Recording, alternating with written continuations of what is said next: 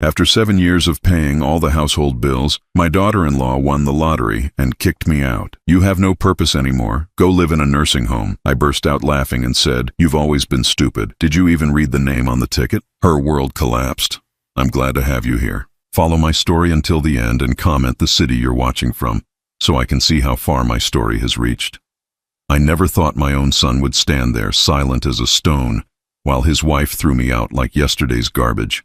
But there I was, at 62 years old, watching Chloe wave that lottery ticket in my face like it was a weapon designed specifically to destroy what little dignity I had left. "You have no purpose anymore, Norman," she said, her voice dripping with the kind of cruelty that only comes from someone who's been waiting years to unleash it. "Go live in a nursing home where you belong." The words hit me like a physical blow, but what hurt more was seeing Ronald just standing there behind her, his eyes fixed on the floor, his hands shoved deep in his pockets. My own son couldn't even look at me while his wife dismantled 7 years of my life in a single sentence. I stood in the doorway of what had been my home for the better part of a decade, holding the small suitcase that contained everything I owned. Everything else in that house I had paid for.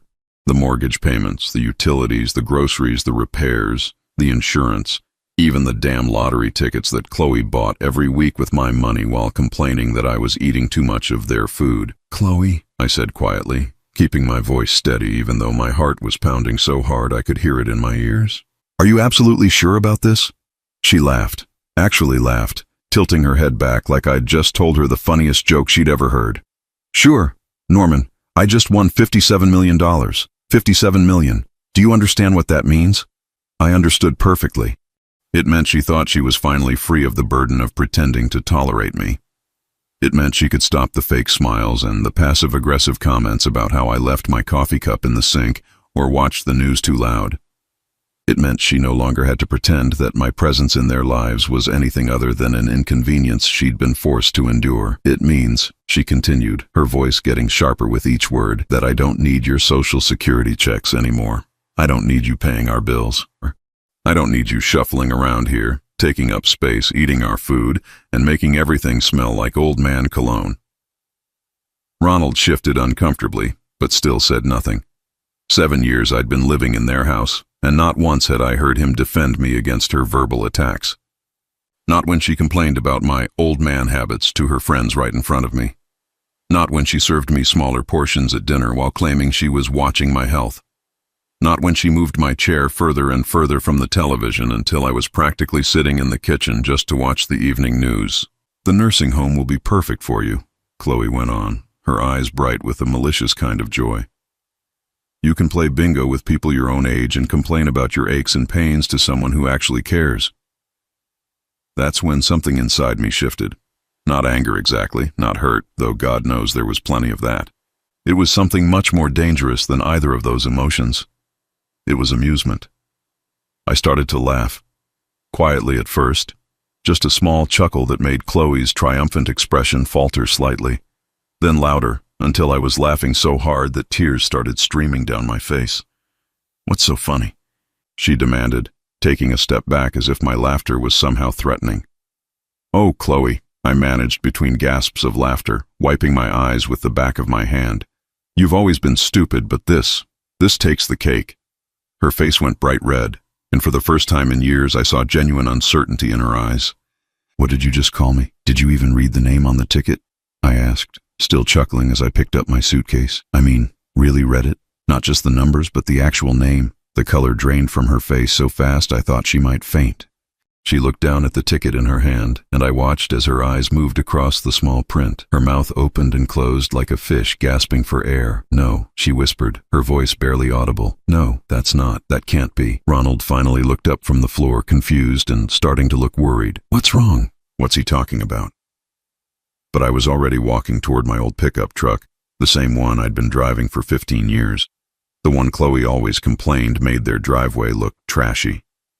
I could hear her behind me, frantically turning the ticket over and over, probably seeing my name printed clearly at the bottom for the first time. "Norman!" she screamed, her voice cracking with panic. "Norman, get back here right now!" I loaded my suitcase into the truck bed and climbed into the driver's seat. Through the windshield, I could see her running toward me, the lottery ticket clutched in her fist, her face a mask of desperation and growing horror. Ronald was right behind her, finally moving, finally showing some emotion, but it was too late for that. I rolled down my window as she reached the truck, breathing hard and sweating despite the cool October air. "You can't leave," she gasped, leaning against the door. "This is a mistake. The ticket. It's obviously a mistake. You don't buy lottery tickets. You're too cheap to waste money on that stuff." I smiled at her, the same kind smile I'd been giving her for 7 years while she slowly poisoned my life with her contempt.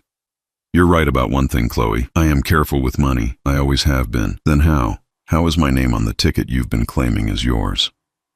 I finished for her. "Well, that's something you're going to have to figure out, isn't it?"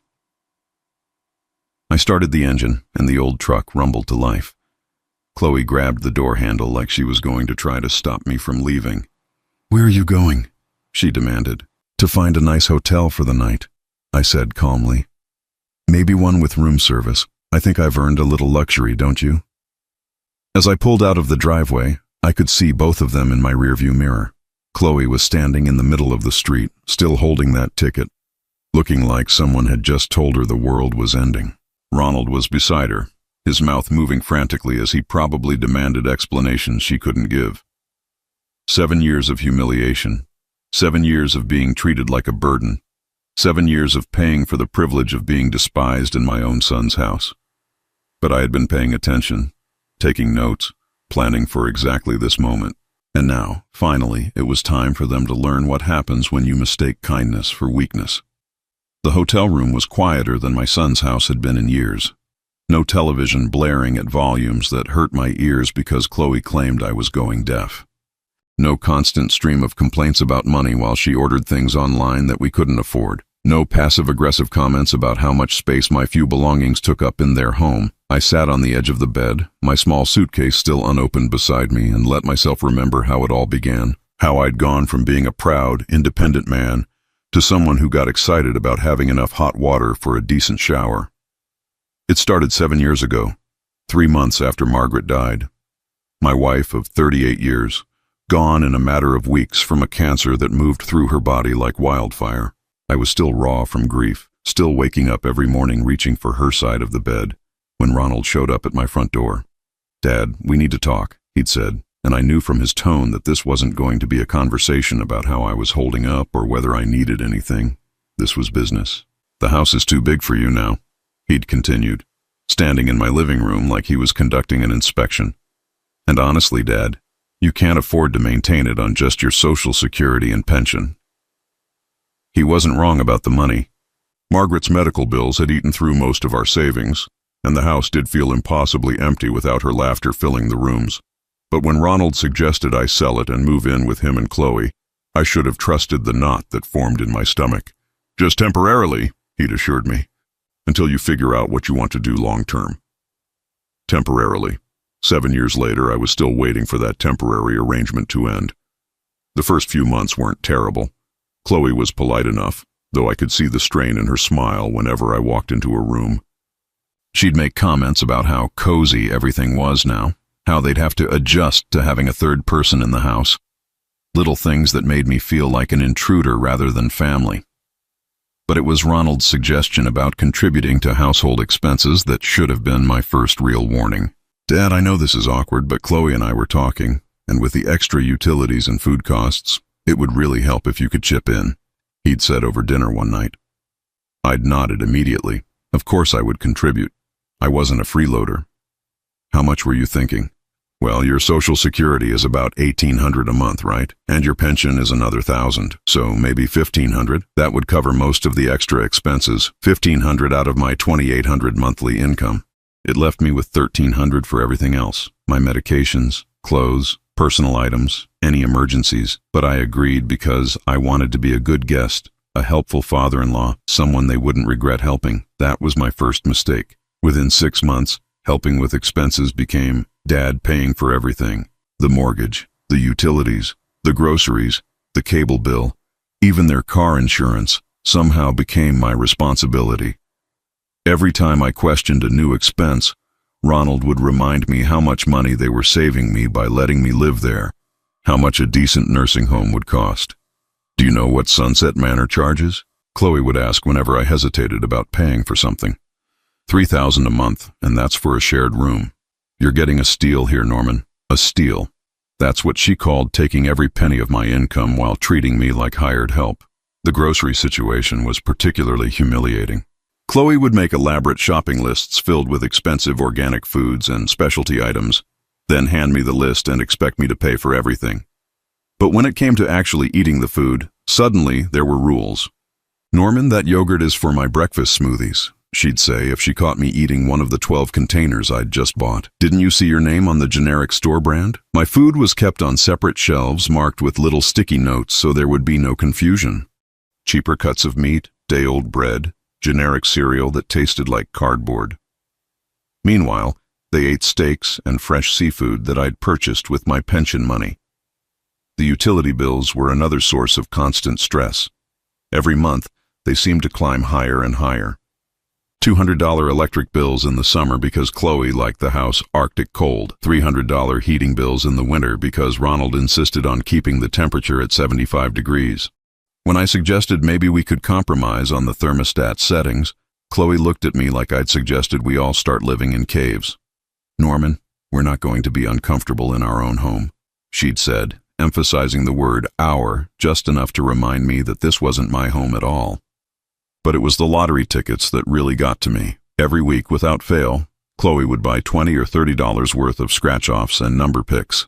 She'd spread them out on the kitchen table like a dealer laying out cards, scratching each one with the kind of focused intensity most people reserved for important documents. "This is it," she'd announce every time. "I can feel it. This is going to be our big win. Our big win. Using my money to buy tickets for our big win." I'd watch her throw away losing ticket after losing ticket, cursing her bad luck while planning how she'd spend the money she was convinced she'd eventually win. A bigger house, a new car, a vacation to Europe. Never once did she mention that the money she was gambling away was mine. Never once did she consider that maybe, just maybe, I might have my own dreams about what to do with my hard-earned pension. But I kept my mouth shut and kept paying, because where else was I going to go? My house was gone, sold to pay for this arrangement. My friends were scattered to the winds, some dead, others in assisted living facilities that cost more than I could afford. Ronald was my only child, and despite everything, I still loved him. I still hoped that somehow things would get better. They didn't get better, they got worse. By year 3, I wasn't just paying the bills. I was paying for their entertainment, their hobbies, their impulse purchases, Ronald's new golf clubs, Chloe's monthly spa treatments, their weekend getaways to the coast. Every expense was justified as a household necessity or a family investment. When I finally got the courage to ask for an accounting of where my money was going, Chloe laughed in my face. "Accounting? Norman, this isn't a business. This is a family. Families don't keep receipts." But they did keep track of my mistakes. Every dish I left in the sink, every time I used the bathroom at night and forgot to put the seat down, every occasion when I coughed too loud or walked too heavy across their hardwood floors. I was constantly being reminded that I was a guest, a burden, someone who should be grateful for their generosity in allowing me to exist in their space. The worst part wasn't the money, though. The worst part was watching my son disappear behind his wife's cruelty. Ronald had never been the strongest personality, but he'd always been kind. Fair. The man who stood silently by while Chloe tore me apart tonight wasn't the boy I'd raised or the young man I'd been proud to call my son. Somewhere along the way, he'd chosen his wife's approval over his father's dignity, and that hurt worse than all the financial manipulation combined. I opened my suitcase and pulled out the small notebook I'd been keeping for the past 2 years. Page after page of expenses, dates, amounts, patterns, everything they thought I was too old or too stupid to notice. But I'd been watching, learning, planning, because there was something they didn't know about those lottery tickets, something that was going to change everything. I smiled as I flipped to the last entry in my notebook, dated just 3 days ago. Chloe thought she'd won $57 million, but she hadn't read the fine print carefully enough. She never did. The phone started ringing at 6 in the morning. I let it go to voicemail the first 3 times, enjoying my room service coffee and the complimentary newspaper that nobody had snatched away from me before I could finish reading it. But by the 4th call, I figured it was time to let them sweat a little less. "Hello, Ronald," I said, not bothering to hide the amusement in my voice. "Dad, what the hell is going on?" His voice was strained, frantic in a way I hadn't heard since he was a teenager caught sneaking back into the house after curfew. Chloe's been up all night staring at that ticket. She keeps saying your name is on it, but that's impossible, right? You don't even buy lottery tickets. I took a slow sip of my coffee, savoring both the rich flavor and the panic I could hear building in my son's voice. Is that what she told you? That I don't buy lottery tickets? Well, yeah. I mean, you've always said gambling was a waste of money. You used to lecture me about it when I was in college. I said gambling your future away was stupid. I corrected him. There's a difference between betting money you can't afford to lose and making a calculated investment in possibility. There was a long pause. I could hear Chloe's voice in the background, shrill and demanding, though I couldn't make out the words. Dad, just tell me straight. Is your name really on that ticket? Ronald, son, have I ever lied to you? Another pause, longer this time. No, he admitted quietly. No, you haven't. Then why would I start now? I heard him take a shaky breath. But how? When? Chloe buys the tickets every week. She picks the numbers. She goes to the store. She uses my money. I finished for him. Every week for the past 7 years, your wife has taken my pension check and used part of it to buy lottery tickets. But here's the thing about legal documents, Ronald. The name that matters isn't the name of the person who hands over the cash. It's the name of the person who owns the money being spent. The silence on the other end of the line stretched so long I thought he might have hung up. Finally, he spoke, his voice barely above a whisper. You put your name on the tickets. Every single one, for the past 2 years, I confirmed. Amazing what you can accomplish when people assume you're too senile to pay attention to details. I heard a crash in the background, followed by Chloe screaming something that would have made a sailor blush. Then Ronald was back on the line, his voice higher pitched now, almost pleading. Dad, this has to be some kind of mistake. Chloe's been buying those tickets for years. She has a system, lucky numbers, the same store every week. You can't just take that away from her. Take what away? I asked, genuinely curious about his logic. The $57 million she won using my money, the jackpot she hit with numbers I've been playing for 24 months while she thought she was in control. But she's the one who picked the numbers. I laughed, a genuine belly laugh that felt better than anything had in years. Ronald, your wife hasn't picked her own numbers in 2 years. She's been playing the same combination I've been feeding her every week. My birthday, your mother's birthday, the date we got married, the day you were born, and the day Margaret died. The silence was deafening. I could picture him standing there in their kitchen, probably still in his pajamas, trying to process the fact that his world had just been turned completely upside down. You've been manipulating her, he said finally, but there was no real conviction in his voice. Manipulating her? I set down my coffee cup a little harder than necessary. Son, let me tell you about manipulation. Manipulation is taking an old man's entire pension and making him feel grateful for the privilege. Manipulation is serving someone smaller portions of food they paid for while complaining about grocery costs. Manipulation is moving someone's chair further from the television every week until they're sitting in the damn kitchen just to watch the news. Dad, manipulation, I continued, my voice getting stronger with each word, is making someone pay for lottery tickets every week while promising them that when you win, you'll take care of them. Then, the minute you think you've hit the jackpot, throwing that same person out on the street like they never mattered at all. I heard Chloe's voice getting closer to the phone, demanding that Ronald let her talk to me. She wants to speak with you, Ronald said, and I could hear the exhaustion in his voice. I'm sure she does. But here's the thing, son. For 7 years, I've been listening to what Chloe wants. I've been paying for what Chloe wants. I've been arranging my entire life around what Chloe wants. Today, for the first time in a very long time, I'm going to do what I want. Which is what? Finish my breakfast. Take a shower in a bathroom where nobody bangs on the door complaining that I'm using too much hot water. Maybe drive down to the lottery office and see about claiming my prize.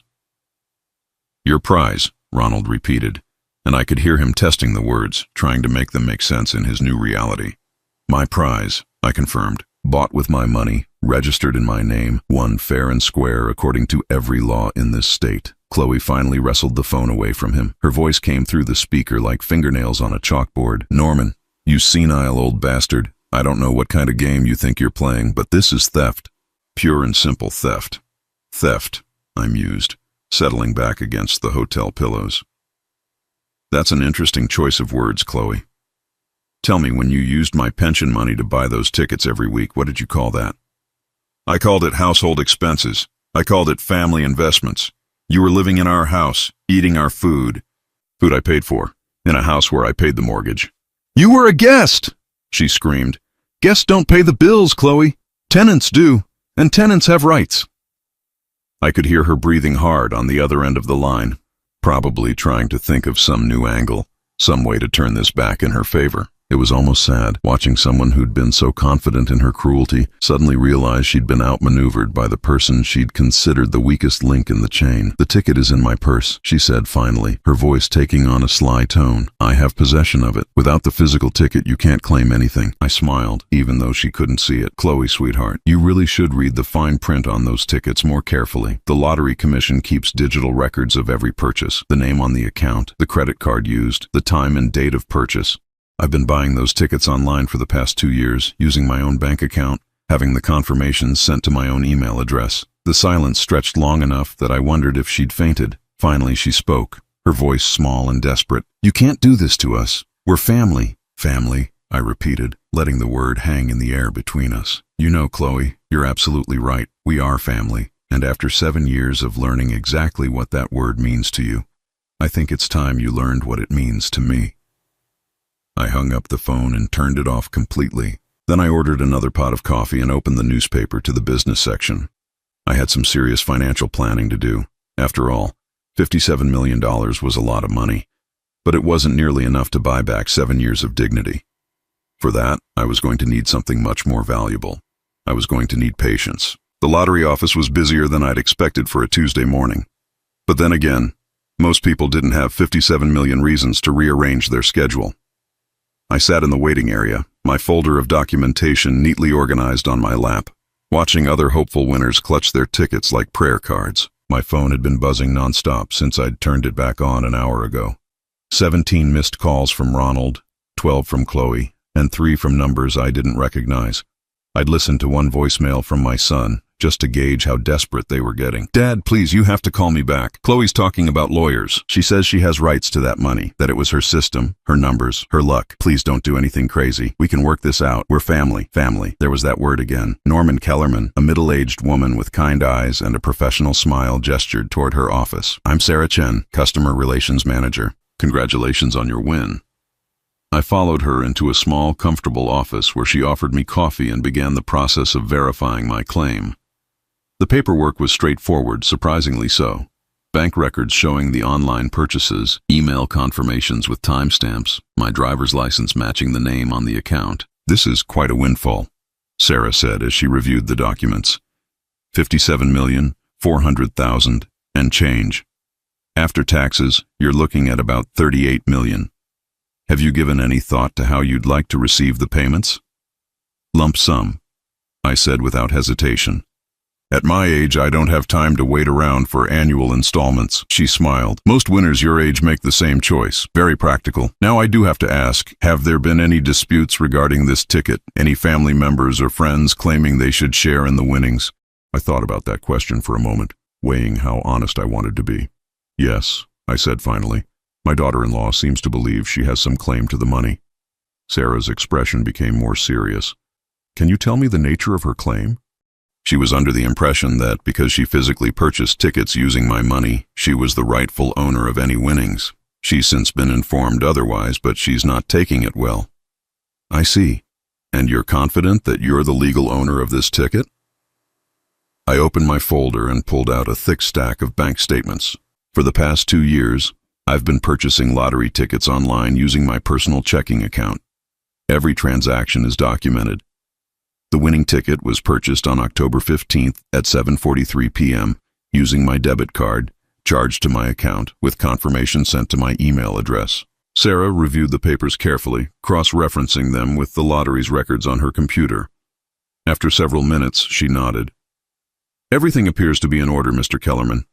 The ticket is legally yours, purchased with your funds from your registered account. If your daughter-in-law wishes to dispute this, she's welcome to consult with an attorney, but I can tell you that the law is very clear about ownership in cases like this. While Sarah prepared the paperwork for my payout, my phone rang again. This time it was a number I didn't recognize. Mr. Kellerman?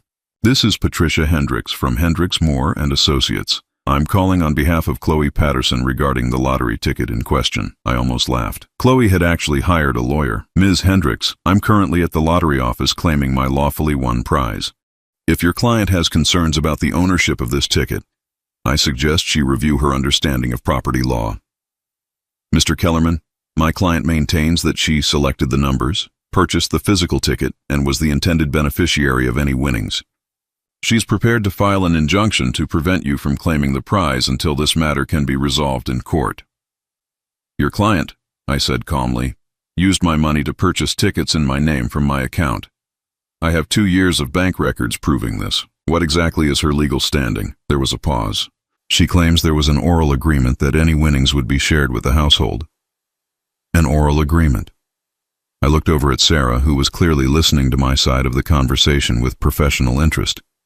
Ms.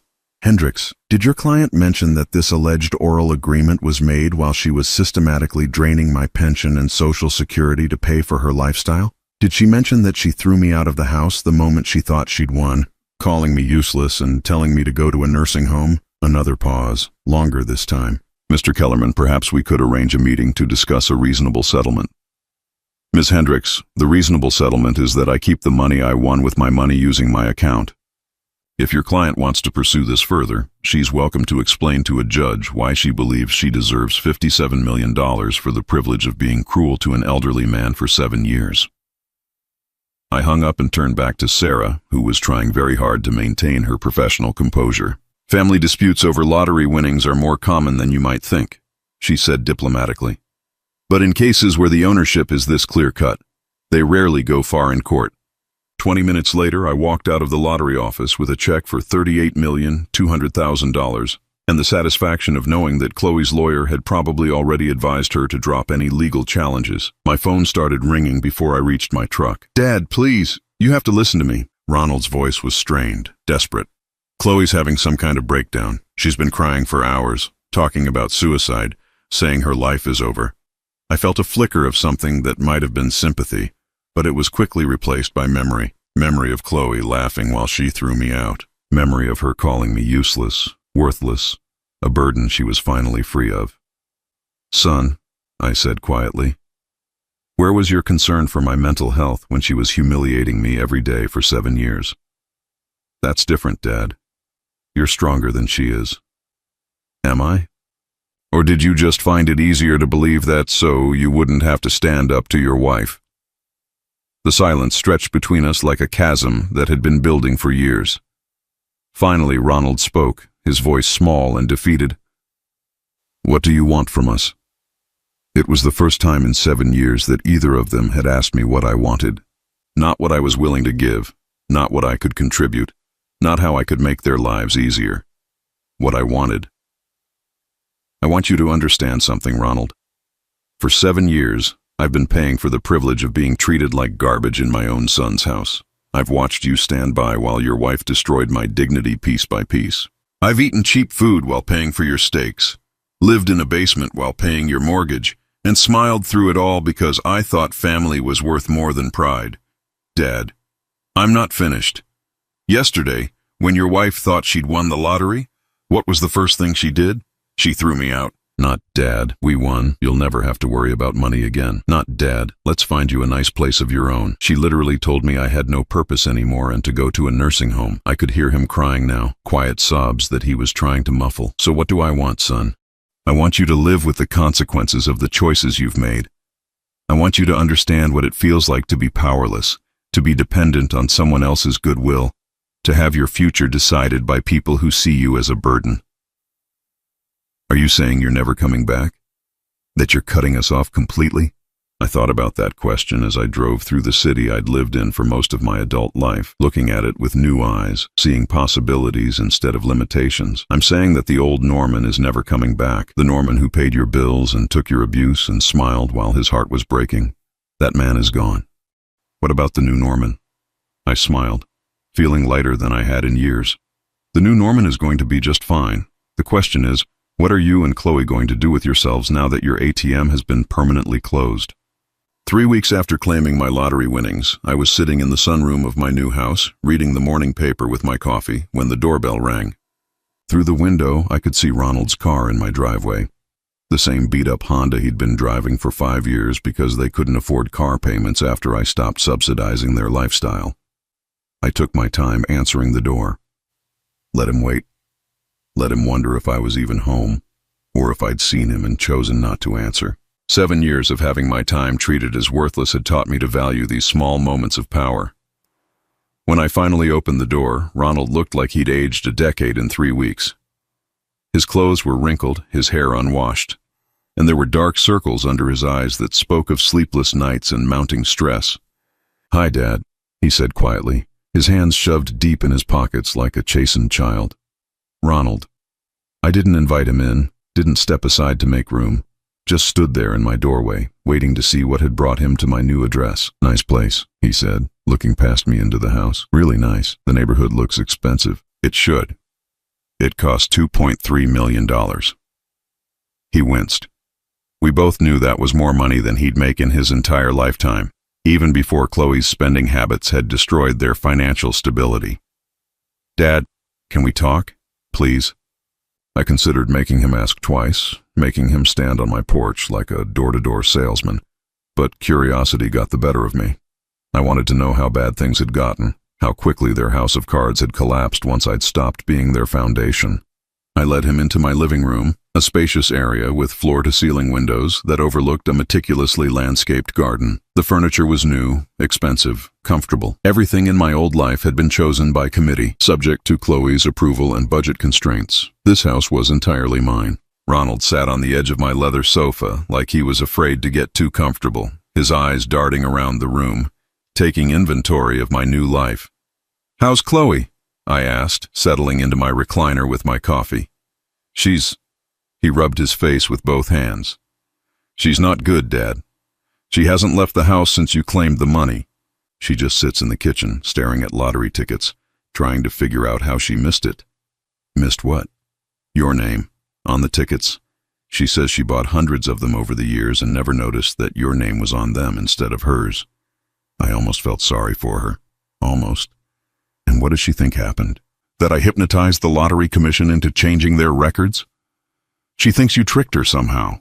She keeps saying you must have switched the tickets or hacked into the lottery system or, I don't know, Dad. She's not making much sense lately. We sat in silence for a few minutes, Ronald staring at his hands while I watched a pair of cardinals at the bird feeder outside my window. Finally, he spoke again, his voice barely above a whisper. "We're losing the house."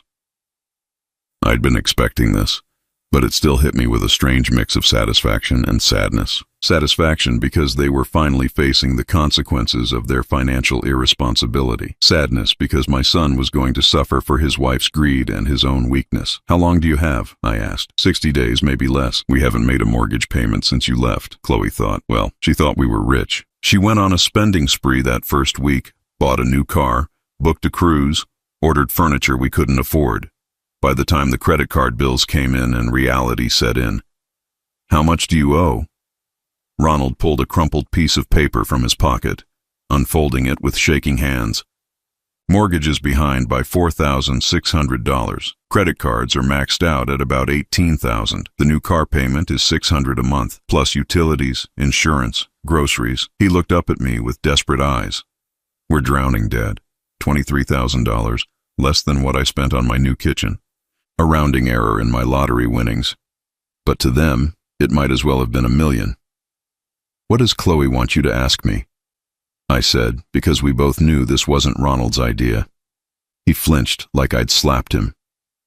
She thinks maybe we could work out some kind of arrangement. A loan, maybe. Or if you wanted to buy the house back and let us rent it from you. Let me guess. Below market rate with flexible payment terms and probably some kind of understanding that if times get tough, I'd be flexible about the rent. "Dad, please. I know we screwed up. I know we treated you badly, but we're family." There was that word again. Family. The magic word that was supposed to erase 7 years of humiliation and abuse. Ronald, do you remember what Chloe said to me the day she thought she'd won the lottery? He shifted uncomfortably. She was excited, Dad. People say things when they're excited. She told me I had no purpose anymore. She told me to go to a nursing home. She threw me out of the house like I was garbage. She didn't mean it, didn't she?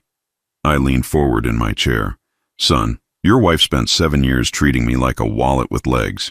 She took every penny of my pension and Social Security, made me pay for groceries I wasn't allowed to eat, bills for a house where I wasn't welcome. And the second she thought she didn't need me anymore, she discarded me without a moment's hesitation. Ronald was crying now, tears streaming down his face. I know we were wrong, but what am I supposed to do? I love her, Dad. I can't just abandon her. The way you abandoned me. The words hung in the air between us like a physical weight. Ronald's shoulders shook with quiet sobs, and for a moment, I saw the little boy he used to be. The child who would run to me when he skinned his knee or had a nightmare. I'm sorry, he whispered. I'm so sorry, Dad. I should have stood up to her. I should have protected you. I was weak and selfish, and I let her turn me into someone I hate. It was the first real apology I'd heard from him in 7 years. The first acknowledgement that what had happened to me was wrong, that I had been wronged. Part of me wanted to forgive him right then, to write him a check and pretend the past could be erased with money.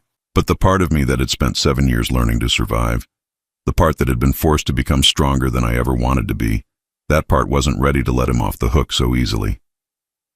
What about Chloe? I asked. Has she apologized? Ronald wiped his eyes with his sleeve. She says she's sorry about how things ended. But she still thinks the money should be shared. She says it was a family investment, that we're all responsible for the win. I laughed, a sound devoid of humor. A family investment? Is that what she calls 7 years of financial abuse? Dad, please, just tell me what you want. Tell me what it would take for you to help us. I stood up and walked to the window, looking out at my garden, my view, my peace. What did I want? It was a fair question, and one I'd been asking myself for 3 weeks. I want Chloe to understand what it feels like to be powerless, I said finally. I want her to know what it's like to depend on someone else's goodwill, to have your future decided by people who see you as a burden. She's learning that now, Ronald said quietly. We both are. Are you? Or are you just here asking me to rescue you again? Ronald was quiet for a long time. When he finally spoke, his voice was different, older, more tired. What if I left her? I turned around, surprised. What? What if I divorced Chloe? Would that change anything between us? It wasn't a question I'd expected, and it caught me off guard. For 7 years, I'd watched my son choose his wife over his father, over his own moral compass, over basic human decency. The idea that he might finally be ready to make a different choice was both shocking and deeply sad. Ronald, I can't make that decision for you, and I won't bribe you to make it. I'm not asking you to. I'm asking, if I found the courage to do what I should have done years ago, would there be a place for me in your new life? I looked at my son, really looked at him, and saw something I hadn't seen in years. Not the weak man who'd stood by while his wife abused his father, but the boy I'd raised to know right from wrong. Maybe it wasn't too late for him after all. There's always been a place for you in my life, son. But not for the man you became when you chose her cruelty over my dignity. He nodded slowly, understanding flooding his eyes. I need to think about what kind of man I want to be. Yes, I said quietly. You do. After he left, I sat in my sunroom until the sun went down, thinking about choices and consequences, about family and forgiveness. $38 million had bought me freedom from their financial abuse, but it couldn't buy me back the years I'd lost or the trust that had been broken. That would have to be earned, one difficult choice at a time. 6 months later, I was tending to my rose garden when I heard a car pull into my driveway. I didn't look up immediately. One of the unexpected pleasures of my new life was not jumping to attention every time someone wanted something from me. The roses could wait, or they could leave. Either way was fine with me. But when I finally glanced toward the house, I saw Ronald getting out of his car alone. No Chloe, no desperate energy. He moved with a calmness I hadn't seen in him for years, like a man who'd finally stopped running from something that had been chasing him. The garden looks incredible, Dad, he said as he approached, his hands in his pockets but his posture relaxed. Retirement suits me. I replied, deadheading a particularly lovely red bloom. Turns out I'm pretty good at growing things when I'm not too busy paying for other people's lives. Ronald smiled, a real smile that reached his eyes. I wanted to tell you in person. The divorce is final. I'd been expecting this news for months, ever since our conversation in my living room. But hearing it still felt significant. How are you holding up? Better than I thought I would, he said honestly. Scared, but better. I found a small apartment across town. It's not much, but it's mine. I'm making the rent payments myself, buying my own groceries, making my own decisions about what to watch on television. I chuckled. Revolutionary concepts. You'd be surprised how good it feels to eat cereal for dinner because you want to, not because someone else controlled the grocery budget. We stood together in comfortable silence, both of us understanding the weight of what he'd just shared. For the first time in over a decade, my son was living his own life.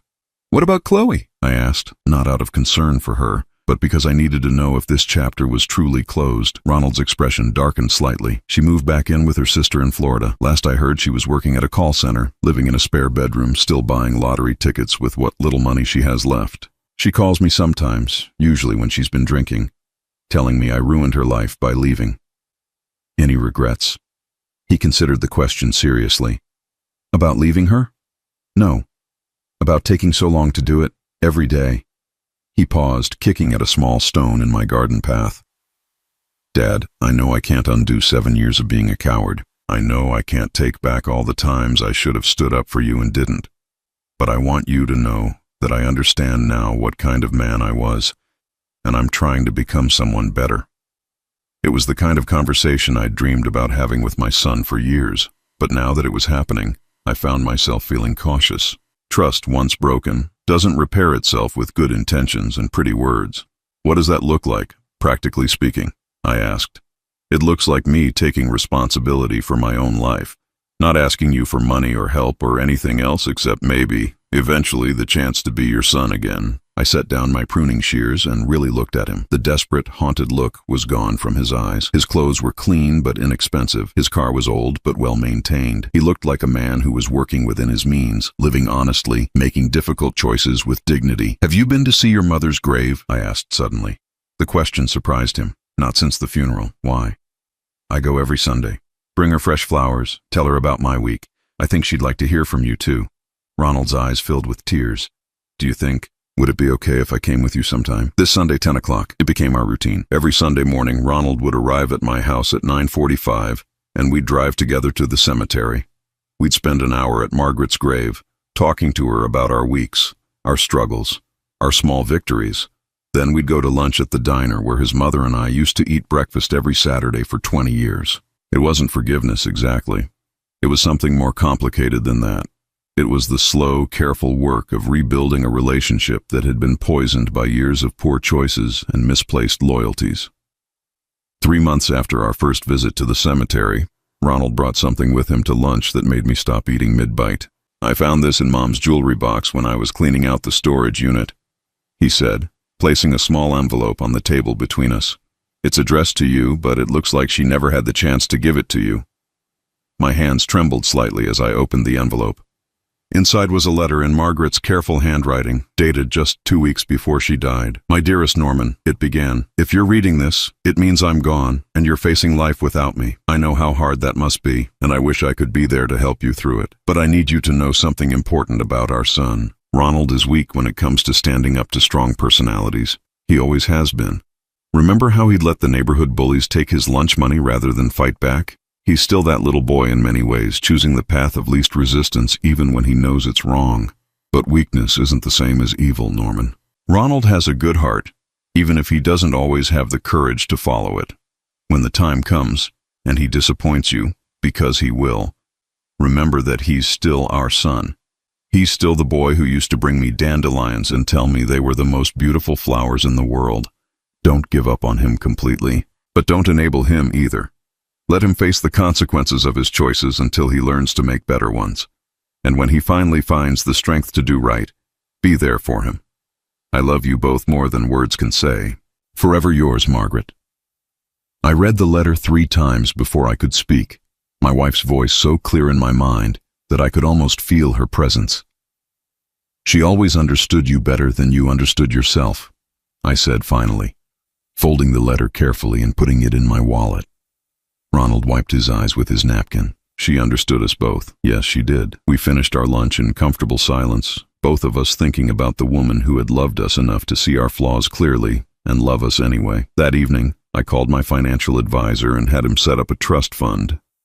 Not for Ronald directly, but for his future. Money that would be there when he needed it, but only after he'd proven he could live responsibly on his own. College funds for any grandchildren I might eventually have. A safety net that couldn't be accessed by manipulation or desperation, only by genuine need and demonstrated responsibility. Margaret had been right about Ronald. He was weak, but he wasn't evil, and now, finally, he was learning to be strong. 6 months later, Ronald brought someone to our Sunday cemetery visit, a quiet woman named Sarah who worked as a nurse at the local hospital. She was kind but not naive, strong but not controlling. The kind of woman who would compliment his gentleness without exploiting it. Mom would have liked her, I told Ronald as we watched Sarah place flowers on Margaret's grave. I think so too, he agreed. Sarah doesn't need me to take care of her. She just wants me to be a good man. That's what your mother wanted for you too. As for me, I was learning what it meant to live without the weight of other people's problems on my shoulders. I traveled when I wanted to, ate what I pleased, watched whatever was on television without considering anyone else's preferences.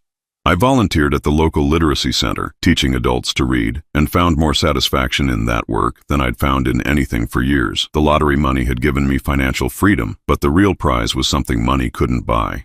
It was the knowledge that I was strong enough to walk away from people who didn't value me, wise enough to see manipulation for what it was, and patient enough to wait for genuine change rather than settling for empty promises.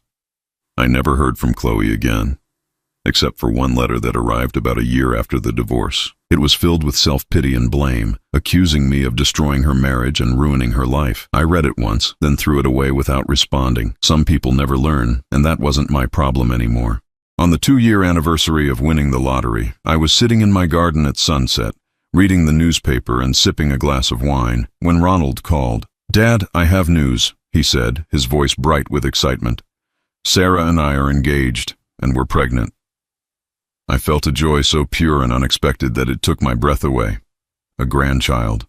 A chance to do better, to be the kind of grandfather who was present without being controlling, supportive without being enabling. "Congratulations, son. Your mother would be over the moon. We want to name her Margaret, if it's a girl." After Mom, I had to put down the phone for a moment to compose myself. When I picked it back up, Ronald was still there, waiting patiently. "She would have loved that," I managed to say. "We were hoping. Would you consider being our child's primary babysitter?